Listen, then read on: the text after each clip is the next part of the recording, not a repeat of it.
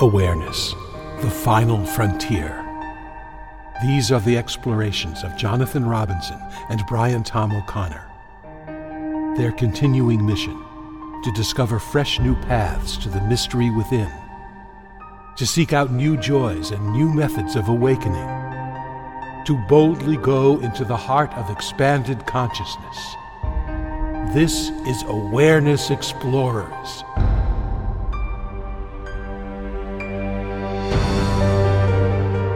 Well, welcome, cosmic comrades and consciousness and awareness explorers. Another episode of Awareness Explorers, and one that I think will be fascinating because it really touches upon how we act in our day-to-day lives. We call it How to Act in the World Without Attachment.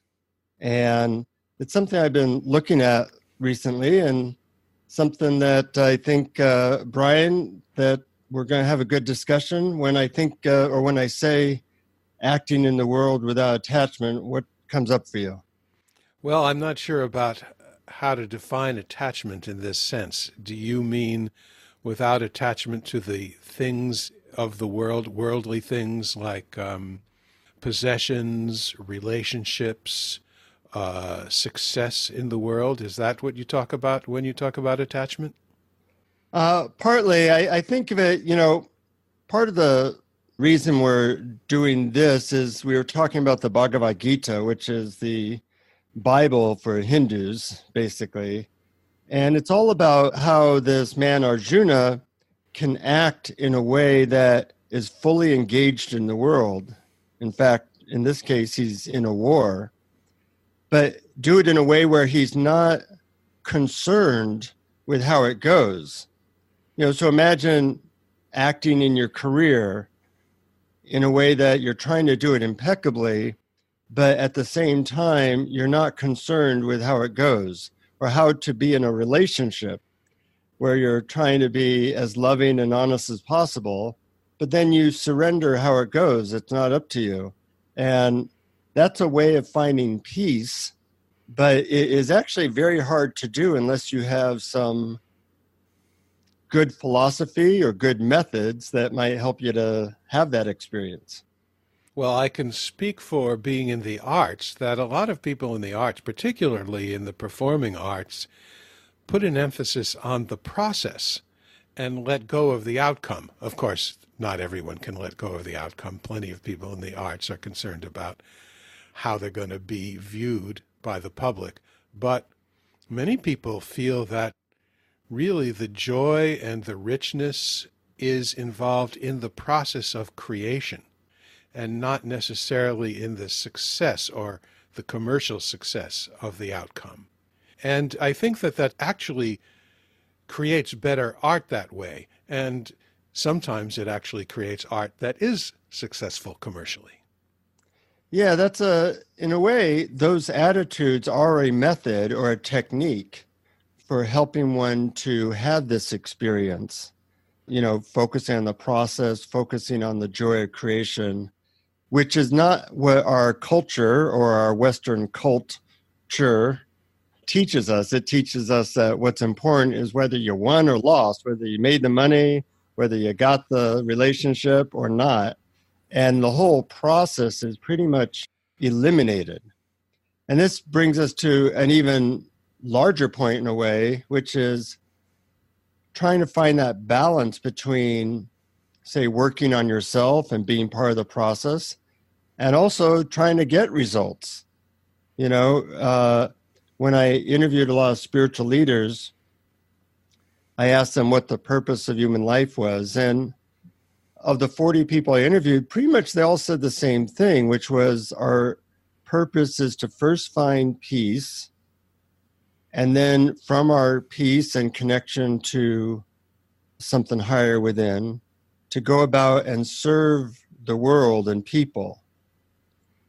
And of course, both of those are hard, but it brought up the question of how do you make that balance? How much do you spend time focusing on, I'm just, trying to come from a good place versus I'm actually trying to get something done? Well, actually, I have two reactions to that. One is that this brings us back to the very crucial and central point of, I think, the best of spiritual practices, which is living in the present moment as opposed to the past and the future. In this case, particularly the future.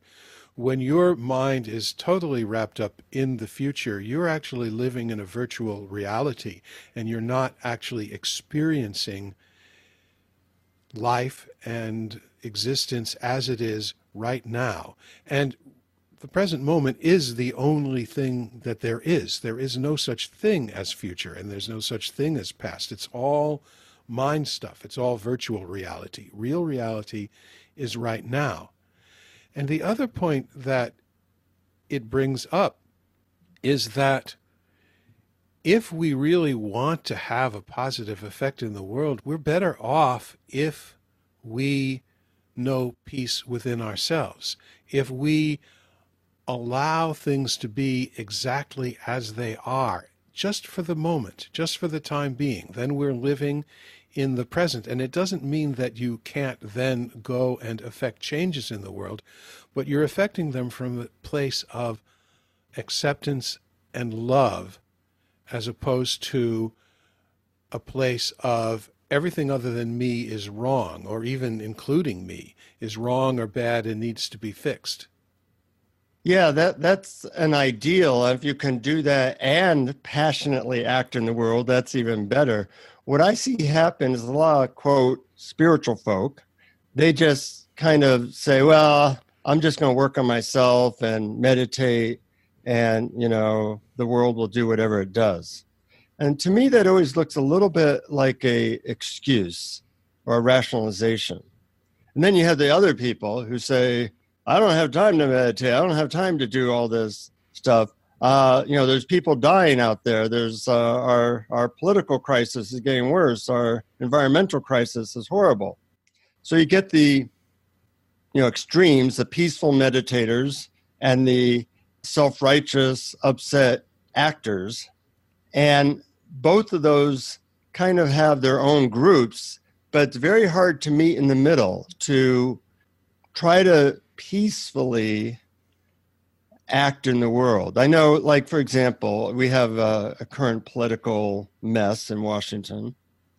And every now and then I try to do something to, put in my 2 cents worth, whether write a check or go to a demonstration or whatever. And I get caught up in self-righteousness, and I get caught up in, just being angry. So I really can't do it. But it's an interesting practice to try to do it. And I've gotten better over the years of, well, I'm just showing up at this rally and, have a good time, connect, show up, knowing that probably won't do anything, but, just breathe through the experience and do what you can do. But that's a very, very difficult place, a very razor's edge place to be. Yes, it's very challenging, particularly in the political arena. And you're right, these are extremes. These are two extremes that you described, and there really is, I think, a middle way. We talk a lot about awareness on this program, and when you really know yourself as awareness, which is a choiceless, open, clear field that allows things to be as they are, you see that your very nature is awareness. And when you see that it's identical to the awareness that's looking out of other people's eyes, you see that at the very least, your true nature is identical to others' true nature. And therefore, you're the same as other people. Now, the next step is, how do you take that knowledge of the identity, the connection, the lack of separation between you and other people, and take that into the world and see things through each other's eyes, so that you're not coming from a place of hostility or a place of blame, you're coming from a place of love, and then you can actually act in the world and be effective, because you are acting, you're bringing the knowledge that you gained from spiritual introspection into the outside world and applying it to that. Yeah, this is definitely the advanced course. You know, Yes, first you have to find a fair amount of peace, and then you're testing that peace in the fire hot cauldron of politics or relationships or money. And it really tests how it's kind of like a way to take your spiritual temperature. You know, because it's easy to feel peace if you're in Hawaii meditating with a margarita. Whether you can do it in the face of a relationship or a work situation or a political situation is really the test of how much peace you have and how strong it is. And it's often humbling. I think a lot of people avoid those situations because it just burns them out, or they realize that they can't do it. But I think the effort is a little bit like a gymnasium where you're working it out, you know, letting go of the self-righteousness, letting go of how it turns out, you know. And I'm exploring a new friendship with somebody. I don't know how it's going to go. And I see parts of me are always trying to manipulate the situation to get them to like me, to get them to want it to go a certain way. And I find myself continuously saying, well, I don't really know what's best here. So I'm going to just be honest and surrender how it goes. And I think that attitude of, well, I don't really know what's best. I mean, even in the political arena, we ultimately don't know what's best. And we don't know what's best for us spiritually, but we always act like we are positive. And this humble attitude of like, okay, I'm just going to be myself, be as present as possible, and surrender because I don't know what's down the road, and trust that if I do that, the most peace will be gained within me and probably even the best results in the outer world. Yes, it reminds me of the Zen concept of don't know mind. Yeah. We really don't know what we think we know. And our minds are not the best gauge of reality and truth. And so when we sort of give our minds a little less credence or a little less attention and look into our hearts and look into our awareness, then it's a little bit closer, and we see that everything actually appears in awareness. And of course, I always come back to that, but I think that's the way to be, as the saying goes, be the peace itself, or some people say, be the change you want to see in the world. That, just like you mentioned in the Bhagavad Gita, you act and then you let go of the outcome. You let go of the final result. You're just acting out of love. You're acting knowing that this oneness that exists is true of everybody and everything, and it sort of acts as a guide. Mm-hmm. If you don't know how to act, or if you don't know how to deal with a person, instead of saying, well, what can I change about this situation? What do I need to fix about this situation?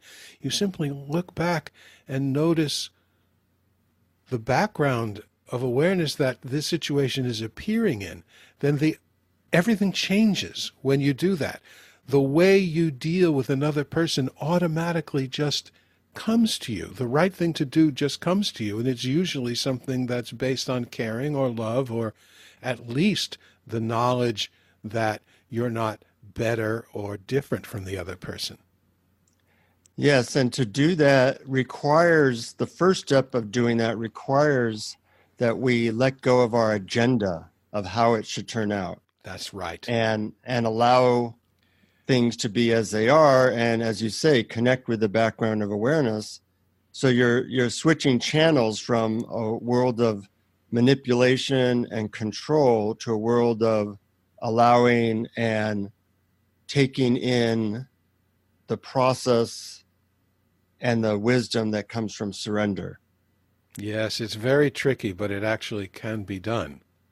Yeah, yeah. And those moments that we've done it are sacred. I have a story from a book called How Can I Help that was written by Ram Dass, which is really all about this subject. But he has a very powerful story here based on a guy who was trying to do smallpox vaccinations in India. And this one family was resisting it because they thought that, God decides who lives and dies. But the vaccinators wanted to vaccinate them, so that smallpox wouldn't be in India. Anyways, so these vaccinators actually rush his house in the middle of the night and forcefully tackle his entire family and inject him and their family with the smallpox vaccine. Pretty intense. And this is what happened afterwards. So they all get vaccinated after being forcefully restrained in the middle of the night. And the man of the house responds by saying these words: "My religious duty is to surrender to God's will. Only God can decide who gets sickness and who dies. It is my duty to resist your interference with his will. We must resist your needles. We would die resisting if that were necessary. My family and I have not yielded. We have done our duty. We can be proud of being firm in our faith. It is not a sin to be overpowered by so many strangers in the middle of the night. Daily you have come and told me it's your duty to prevent this disease with your needles. We have sent you away. Tonight you have used force.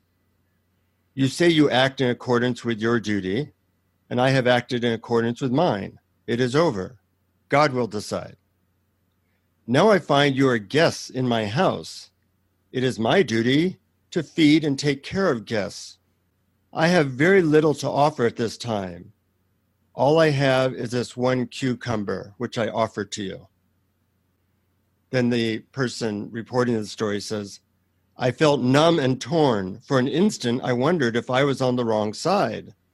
This man was so firm in his faith, yet there was not a trace of anger in his words." So that's an example of somebody who, is acting and then surrendering, and a powerful story for what's possible when people are truly aligned with that reality. Acting and surrendering. Every day when I watch the news, I get a little chance of doing this. It's like a little meditation. I watch the news.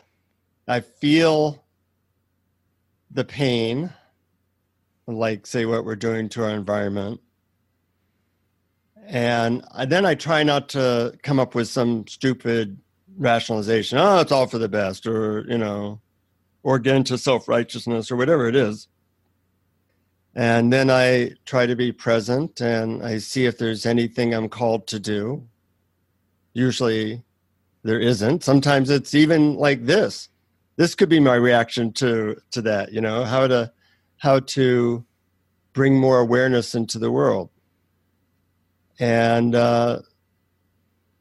then surrender to what's happening, allow it to be there, and to avoid the despair, self-righteousness, and all the other things that can come up from being part of that arena. Right. It's but very I think tricky when you watch the news to do that. It's very challenging. it's a daily meditation. Yes, it's a daily struggle, and it's a good practice to see if you can watch the news with a sense of peace and allowing. And I think there's an important point here, though, that I want to make, that certainly when I talk about a practice that will help you to know your true nature as pure love and awareness, And that practice includes allowing everything to be as it is. I'm talking about during the practice. I'm talking about while you're meditating. I'm talking about while you're sitting quietly. That's when you allow everything to be as it is. That's when you let go of the strategies to prevent certain emotions. That's when you let go of the strategies to fix yourself in the world. That's when you allow everything to be as it is, including yourself, your mind, your emotions, and the world. And you practice that during times of meditation. You practice that during times of quiet. It doesn't mean that at other times you do nothing.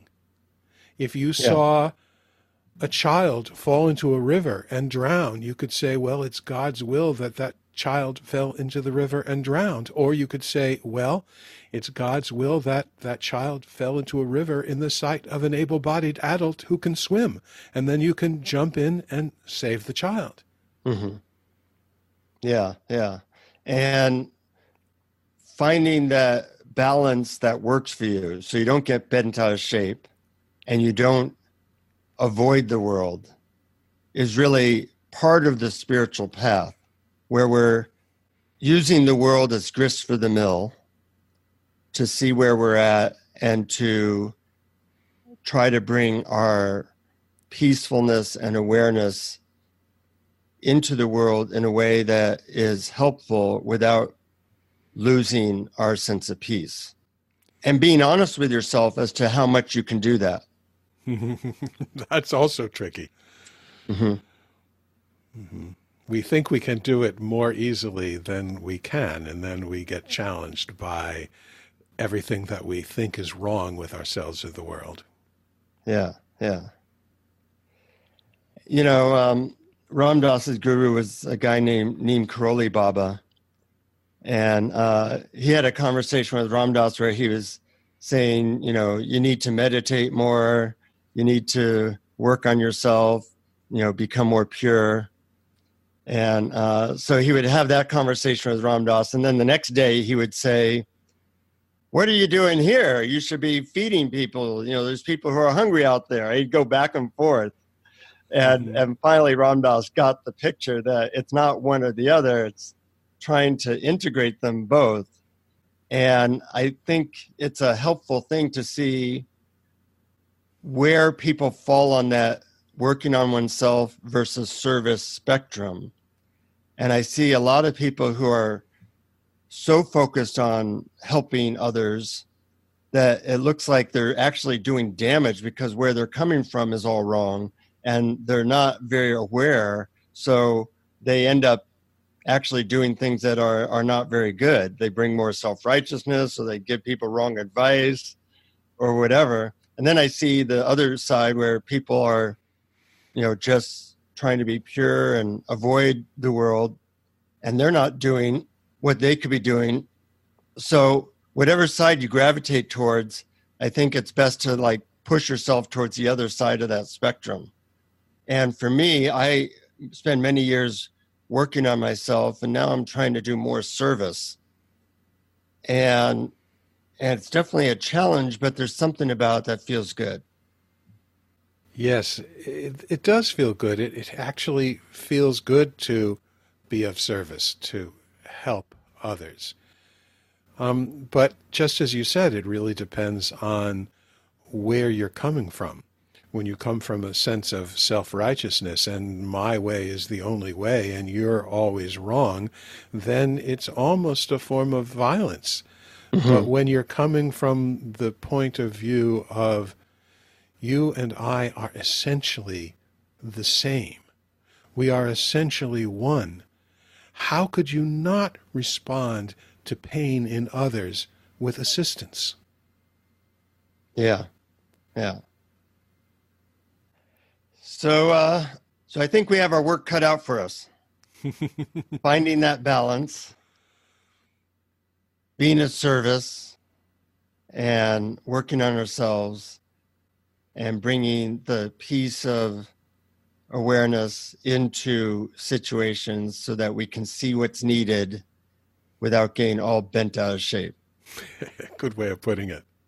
So along these lines, I created a guided meditation. I actually wrote it for me because I figured times when I am trying to act as purely as possible without getting caught up in manipulation and self-righteousness, I might need some added boost or help or reminder. And so I wrote up a guided meditation to help me do that. And I'm hoping it is of service to other people in a similar situation.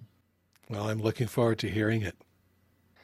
So make yourself comfortable. And in this meditation, we're going to point our consciousness in the direction of what it's like to act passionately in the world,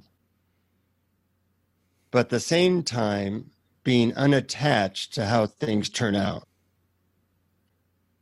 So get comfortable and take a couple of deep breaths. Close your eyes if you can. This combination of acting passionately while being unattached to how things turn out is not only what the Bhagavad Gita is about, it's also a time-tested way to create magical results and find inner peace. So the first step in this process is to think of something that you really want to have happen. It could be something in relationship to money or politics or your health or even a relationship. So think of something you want to have happen in your life.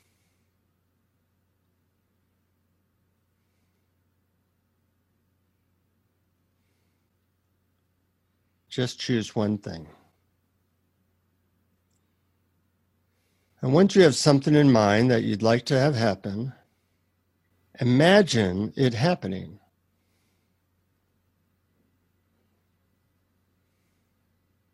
And from deep within you, powerfully intend for it to go the way you want.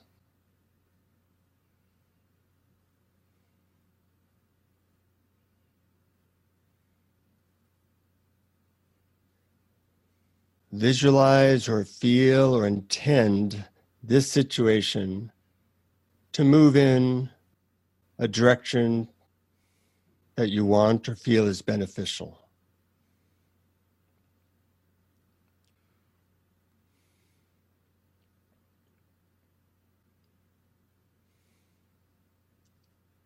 Imagine that through sheer force of will, you can help make this happen.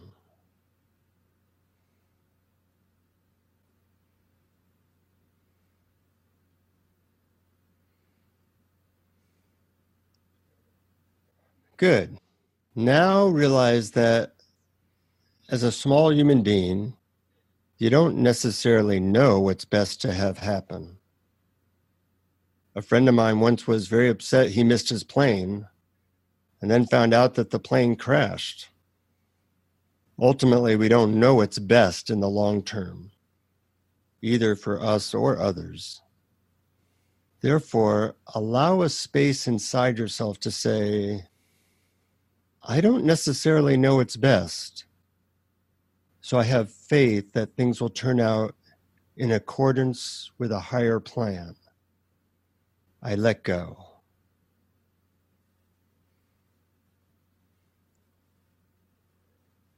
Surrender thinking you know what's best and thereby allow whatever happens to happen.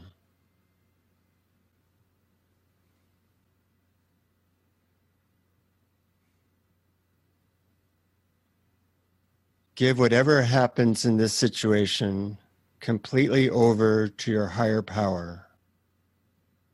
Just surrender it. And notice how that feels.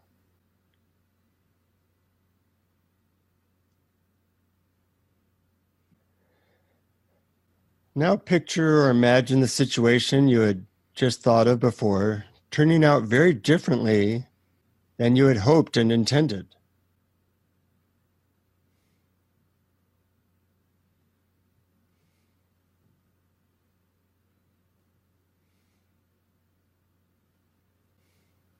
Could you be okay with that?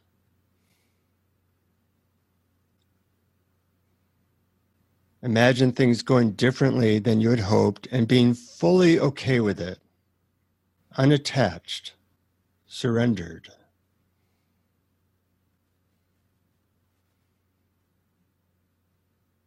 Allowing the results to be exactly as they are, knowing that's going just the way it should.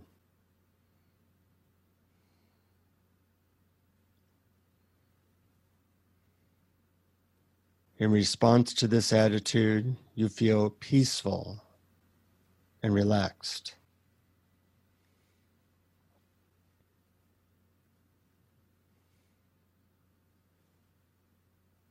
Perhaps something even better than what you had intended will eventually show up. So just let things be just as they are, even if you had hoped they'd be different. Feel the peace and expansiveness of non-attachment, of letting go, of surrendering the fruits of your actions in the world.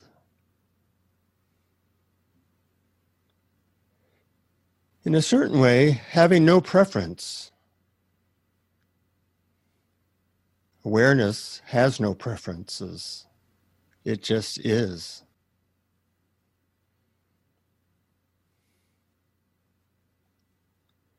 Awareness does not try to manipulate or control. It just watches.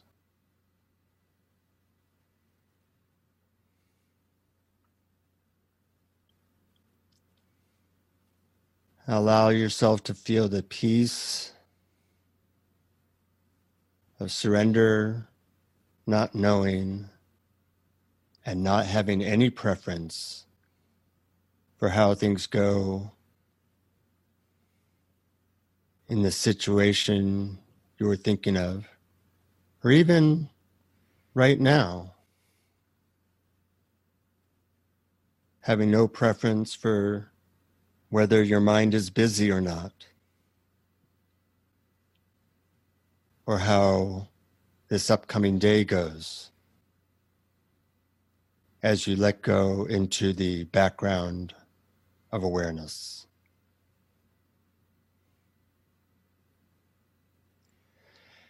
And when you're ready to play your part in the grand scheme of life from a peaceful, surrendered place, slowly begin to move your body. And then very, very slowly come back to feeling your body in this moment and very gently beginning to open your eyes.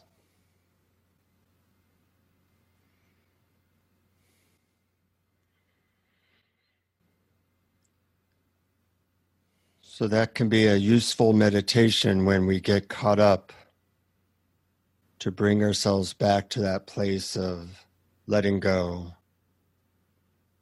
Even though we've had intention and we know what we want, we do it with humility, knowing that we don't know it's best, and that we will surrender while acting in the world. How was that for you, Brian? Well, I thought that was an excellent meditation with so many rich and interesting points: awareness, surrender, humility, and acting. There's a lot of balances to maintain. There are a lot of balances, and that's why I do think this is one of the more challenging but very fruitful guided meditations that we've had. And I'm so glad that you shared that with us. I think it's terrific. I do think that when we have an outcome that we really desire with all of our heart, we do the best that we can to bring that about. And one of the ways that helps bring that about is to visualize the outcome Mm-hmm. turning out as we hope. And it's so wise to remind us that that outcome that we visualize may not actually be the ultimate best outcome. And the humility to know that we don't necessarily know what the best outcome will be. So it's fascinating, rich, and quite a challenge. Yep. Yep. And I know I have an intention to have more people listen to the podcast, but ultimately I don't know what's best. But I will mention that we do have now all these meditations on awarenessexplorers.com. And of course, tell your friends, family, and please keep listening. And we also do awareness coaching, you and I. If people are interested in that, they can see that on our website as well. Anything you want to add as final words? I don't think so, other than to say that I really don't know how this is going to land, how this is going to affect people. And I'm going to see what I can do about letting go of the results. But I certainly enjoyed the process of putting it out there. Yeah, I appreciate what you said about process and creation. And whether it be in money or relationships or politics, we certainly get a lot of practice at this. So it's a wonderful dynamic to be aware of and to explore.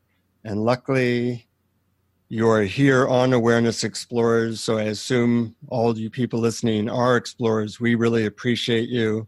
Feel free to email Brian or I, and we're honored by you being willing to listen to us. And of course, keep exploring. Keep exploring. Thank you for listening to Awareness Explorers. To learn more, you can check out our website at awarenessexplorers.com. Please subscribe to our podcast on iTunes, Google Play, or your favorite podcast app. And we'd love it if you would post a review. And please share our link on Facebook and with family and friends, because knowing yourself as awareness is the greatest gift you can give yourself or someone you love.